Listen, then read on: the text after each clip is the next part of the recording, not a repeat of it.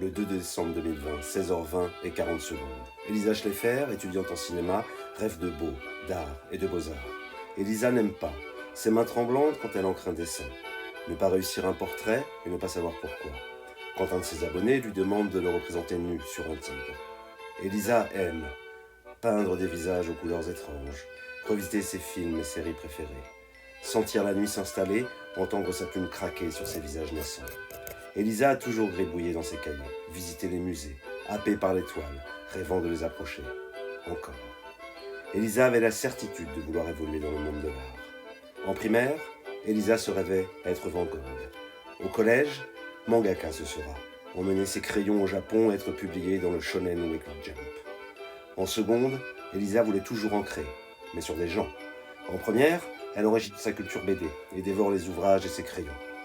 Arriva le sinistre 16 mars 2020, à 20h. Elisa se retrouva confinée comme 67 millions de Français. Nous sommes en guerre. Ses fidèles crayons, précieux et usés, se faisaient rares, partant dans des danses crayonnées et entoilées. Traînant là une palette d'aquarelles et ses pinceaux, Elisa s'est mise à peindre, une vraie découverte.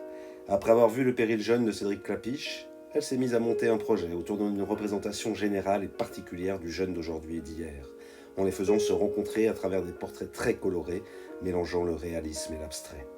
Depuis 2 ans maintenant, Elisa peint continuellement ses portraits, ayant peur de changer, de les abandonner. Mais elle sait que ça ne durera pas. Elisa veut essayer d'autres techniques, découvrir de nouveaux moyens d'expression. Présentant le concours, Elisa veut ressentir encore ce joli sentiment qu'est de découvrir un nouveau monde artistique avec enthousiasme, agitation et émotion.